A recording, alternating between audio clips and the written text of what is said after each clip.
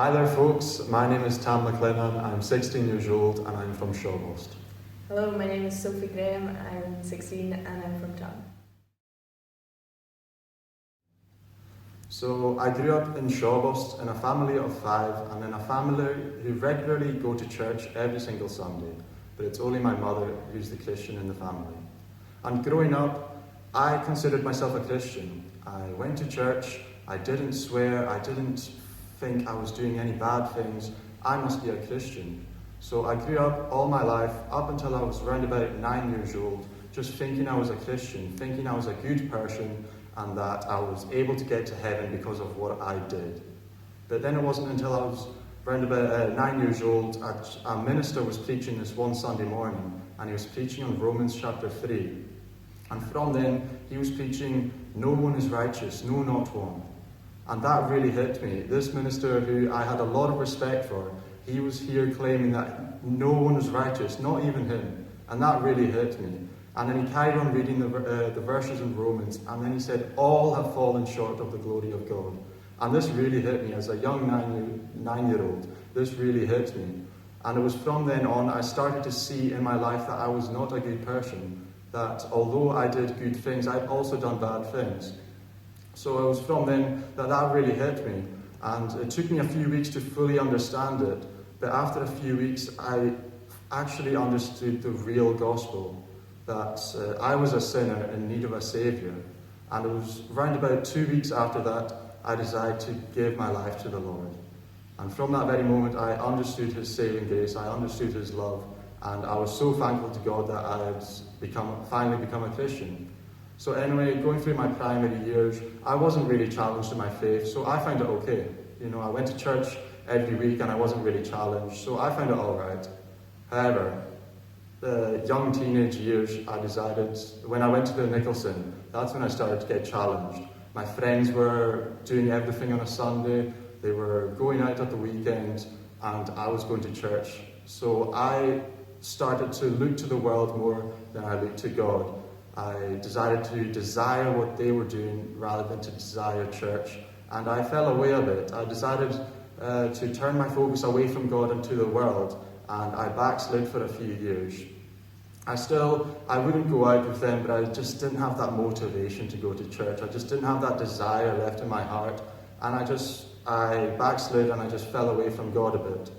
But then it wasn't until a few years after that, till I was around about 13 years old, where God really convicted me, and he asked me or your friends. And that really convicted me in this moment as a 13-year-old.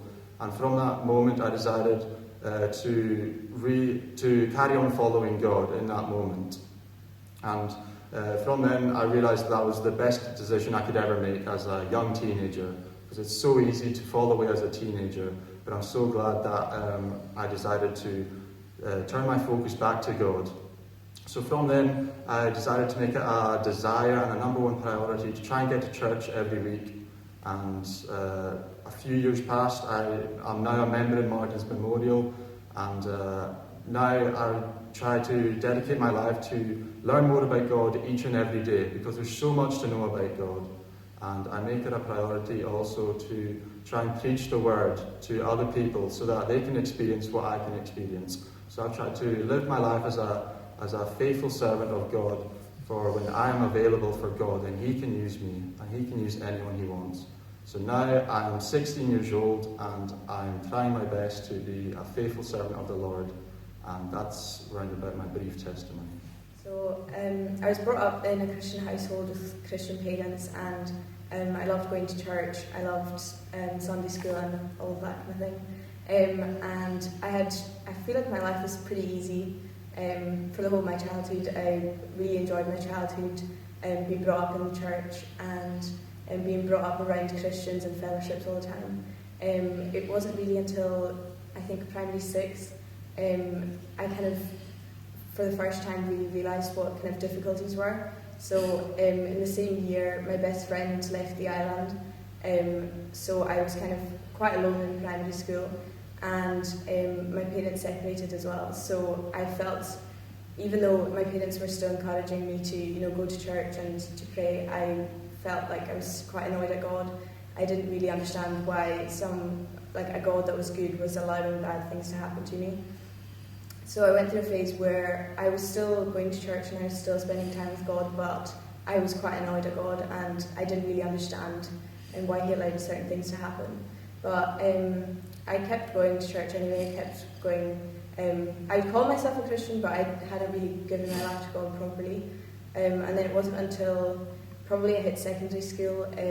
I struggled in secondary school, I got bullied quite a lot. And one night in S2 I just realised that I wasn't going to be able to do secondary school really without God. I needed God to help me, so I prayed that night that God would come into my life, and I opened the Bible, and it no longer just seemed like stories, it made sense to me. And same as worship and prayer, all these things had a new meaning. So from then I've absolutely loved just being more involved in church, getting to spend more time with God, and just wanting to live my life honouring him. So then in 2018, 2 years ago, fast forward a bit, I became a member here in Martin's, and I really love just allowing God to use me. And it's looked different in different things, just even getting the honour to lead worship in different places and go on ministry trips. I've really just enjoyed seeing where God's leading me, and I've just realised how much more better that is for me than spending time with things that aren't so good for me. Same as people in my year, there's a lot going on, and especially right now it seems very difficult to kind of stay focused on God, and a lot of people kind of try and tempt you with other things, but it's just in those moments with God and in those moments where you see people just meeting with the Lord, then you realise what life's really worth living for. So that's pretty much where I'm at right now. Yeah.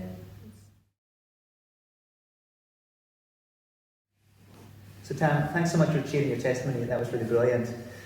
Football is a really big passion in your life, and you are a phenomenal footballer. Words to that effect I've heard many folks say. And you've had recent opportunities open up. How has faith played an active role in your football, and how do you view faith in terms of when you play football, when you go out in the field, how you interact with others, and with these opportunities coming about? Yeah, so I have a great passion for football, and God has blessed me very much in my gifting, and I had the privilege of being asked to go away to play for Aberdeen Football Club. And from then, my faith started to get questioned. Would I serve God enough? Would I follow him enough as I play football away? That's a higher standard, and I've probably been criticised more as I was away. So could I take that criticism as a young teenager in the faith? But I decided to go for it, and from then, God really helped me through that. And my faith started to grow massively. And even from playing football, from when I would get angry at the referee, from when I just really wanted to rage in anger, God showed up, and he increased my faith in that moment. And even from playing in the football field, I became more like Christ. I was trying to be more self-disciplined, more having fruits of the Spirit more. And God really used me, and he really helped me in these moments to conform more to the image of his Son. And yeah. Brilliant. And have you had the chance to share your faith with other footballers, or how have they responded? And knowing that you're a Christian, how's that played out?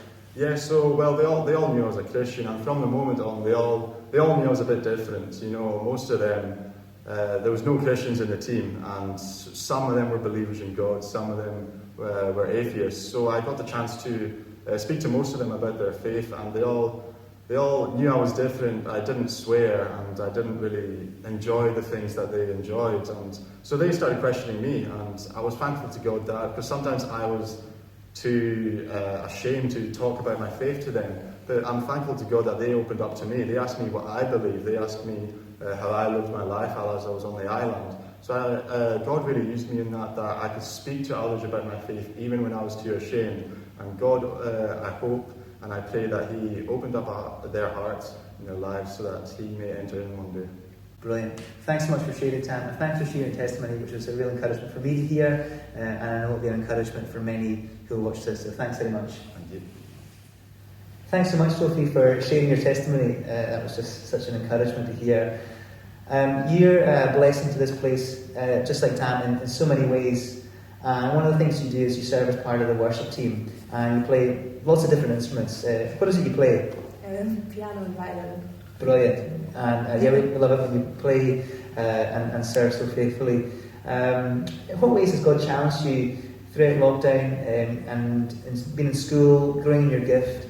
And can you tell us a little bit about that? Well, I've always had a love for music, and I've been studying music since the start of my secondary school, and as I got into the higher levels of music, a lot of the teachers told me that I wasn't good enough, especially on the piano, and that I was taking up space if I was to play the piano and other kids should get the opportunity to do it. So I was always kind of rejected and not able to do it. So I just kept kind of learning and practicing at home, but over the course of the last few years, especially since coming here, on a number of occasions God gave me dreams about being on the worship team, which I didn't quite understand at the time. But I ended up being approached by one of the members of the team asking me to play on the team, which I thought was going to be the violin, which is the instrument I can play, but they're like, oh no, play piano, which was not the instrument that I felt I was good at, but through that God's just increased my ability to do that, but also just a way where I can serve Him and enjoy it at the same time. Brilliant. And we talked about Tam and his footballing gift, and there's discipline is a big part in football and with the body. In music, discipline plays a part with practicing. How have you been encouraged to step out of your comfort zone with playing piano in the worship team, and then using your gift on the violin as well? I think just trying to kind of give it to God and not take it as a thing myself, like it's not a performance. So being able to really just rely on God, and that this is all for worship and it's for Him. And also just getting the opportunity to go away on different trips and be part of worship teams in other places as well. That's just been a big blessing, and being able to lead others in worship. Brilliant. Thanks so much for sharing that, Sophie. That's super encouraging, and thanks also for sharing your testimony.